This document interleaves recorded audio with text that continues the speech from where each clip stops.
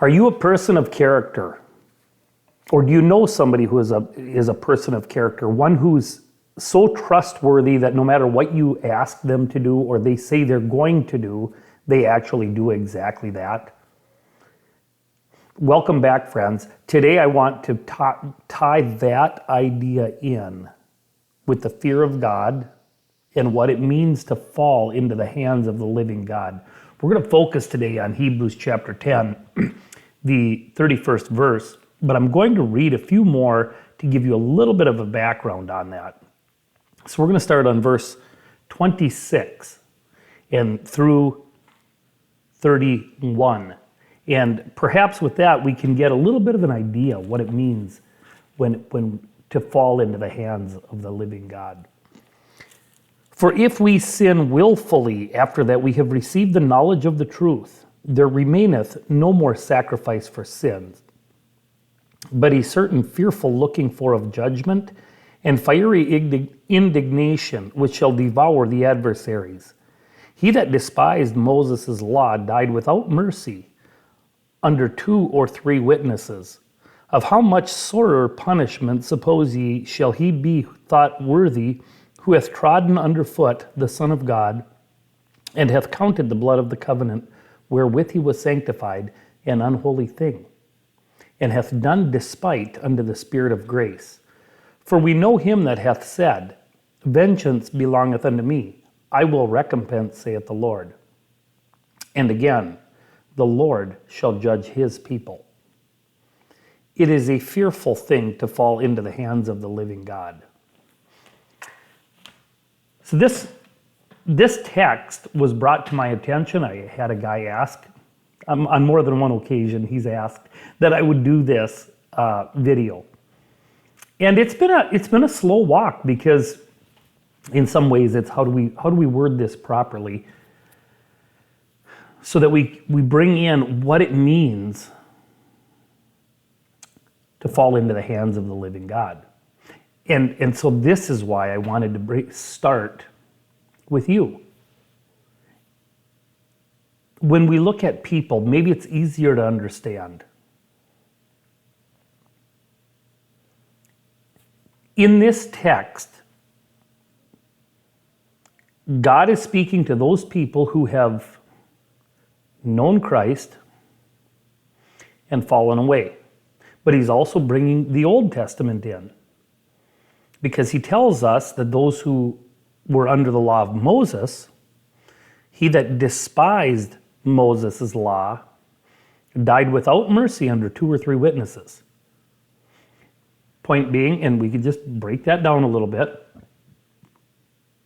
it required 2 or 3 witnesses to stone somebody, to kill them, and rightfully so. We wouldn't want to go off the word of one person. Now, we're in the new covenant. Now we have our sin debt paid for. And at this point, if we despise the grace and mercy of God, which is shown to us through Jesus Christ, and we willfully sin, entering back under sin, entering back under bondage willfully, how much greater punishment? And so here it says it is a fearful thing to fall into the hands of the living God. And now I want to bring this again. Let's go back to a people. I'll try to explain it in a very simple way so that we understand the fear of God. We have to begin with that. I think Christians, as a general rule, love to look at the fear of God through the lens of reverential awe. That's the term we see in the scriptures, and it's beautiful. There's no question that it's a good idea. But there's 2 parts to this. We love God because he first loved us. Absolutely. We revere him. But there's more than that to fear. And let's not kid ourselves. So I want to bring this to you. How do you react? How do you know somebody, or are you that person who truly does whatever he says. I think all of us would like to be. And then we would be considered very trustworthy. So as a parent, and I'm going to give my little example, and I hope this helps you. For myself, I don't have very many rules for my kids. It's very, very, very few things that I say no. And it's much easier that way. I don't have to be untrustworthy. If I have one or two small things that I say no, and I mean it, then it's easy for me to stick to my answer. And now I become trustworthy. So maybe I didn't explain that as well as I could have. If I'm the type of person that would say I have a list of 5,000 things my kids cannot do, and then I don't actually stick to those, if I don't follow through, if I say, if you don't clean your room, I'm going to burn the house down, that's a pretty ridiculous statement. But there are people that would say something like that. Do you think the child will always clean the room? No. Do you then burn the house down every time? Well, no. It's a ridiculous punishment for something that the child can't even possibly know what level of cleanliness is required. So for me, it's much easier not to make those kinds of statements. Because if you don't burn the house in this instance, when the child doesn't clean the room to your expectation level, you've become untrustworthy, or I have. So I don't like to make those statements. I don't like the if-then statements. If you do this, I will do this. If you don't do this, I will do this. Those are bad. And it makes you untrustworthy. Because you have to follow through on every one of those things. I know this is maybe I'm not wording this the way I'd like, but I'm trying to show you what it is to have a just God by applying it to ourselves. If we don't follow through on everything, our children don't consider us trustworthy. They don't know what to believe. But when we see, if we have one or two very small things that we say yes or no on, and we mean it every single time, our children can see us as trustworthy, just.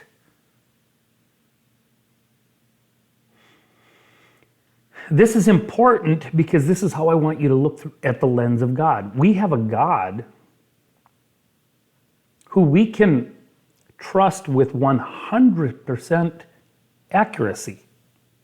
He always does exactly what he says he's going to do. When he said he's going to send a Redeemer, his Son, Jesus Christ, to save us, he did it. But there's a flip side. He said if you don't believe on him, on that Son, you will have eternal damnation. There is a fear in that. Don't ever kid yourself. It doesn't have to be a trembling, but there should certainly be a knowledge that if you do not believe God, there's eternal damnation. You ought to know that. And then every other thing in the scriptures becomes true. We have a view. I don't know if I can find this right off the top of my head, but I think there's a really interesting spot that would show what I'm talking about. And it's about, I believe it's Uzziah. I wonder if I can find this real quickly. And so bear with me. I didn't think of this earlier. Sorry about that.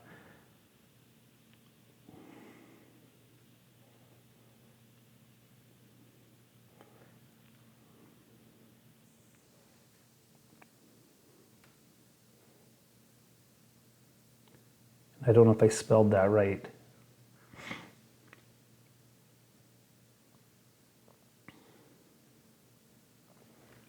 Not getting it.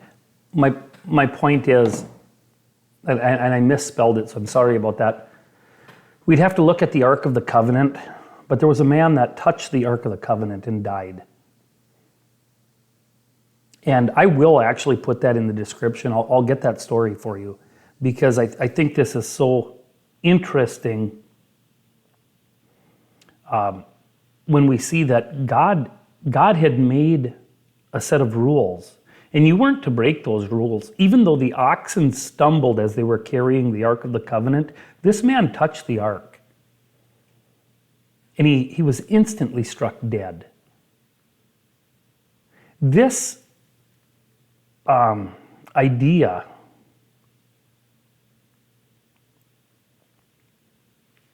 helps us to grasp the justice of God and how it doesn't even seem right that he would do such a thing.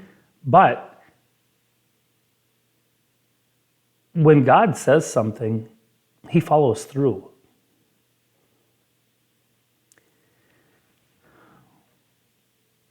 This is the proper fear of God. Yes, there's reverential awe in that God decided to save me, a sinner, where there's no sense to it in my eyes. That he would send a son for me, to redeem me. And of course, this is a beautiful thing, and there is an awe to that, and reverence. And here we worship then this God who is willing to sacrifice his son for me. And I don't deserve it. When I was yet in my sins and trespasses, he says, Christ died for the ungodly. That's one side of it. But the other is just as valid. If I don't do the will of God, if I willfully turn away from this grace that has been granted, it truly is a fearful thing. And the fear of God in that instance is, I know with certainty the punishment that is set before me. And so the way the King James words it is, a certain fearful, verse 27, but a certain fearful looking for of judgment and fiery indignation which shall devour the adversaries. In this case, I would be one of the adversaries who despise the grace of God. And so, maybe I didn't do the best job on this video. I'm sorry if it didn't come out as clearly as I wanted, but I hope you can grasp that it truly is a fearful thing to fall into the hands of the living God when you know what you've been given, what God has given to you, granted freely. You're back under his judgment, which, because he cannot lie, he must judge you according to your works, which in this case would be unbelief and a rejection of the grace of God. And so it's extremely scary. And I'm going to stop there, but I do want you guys to consider this. Look at it through your own lens. Are you that type of person that is that consistent with his judgments, with his word? When you say something, do you follow through that clearly? Obviously not. But we have a God who does. And perhaps this helps us to understand this fear of God in a different light. So, hope this helps. God bless you. See you next time.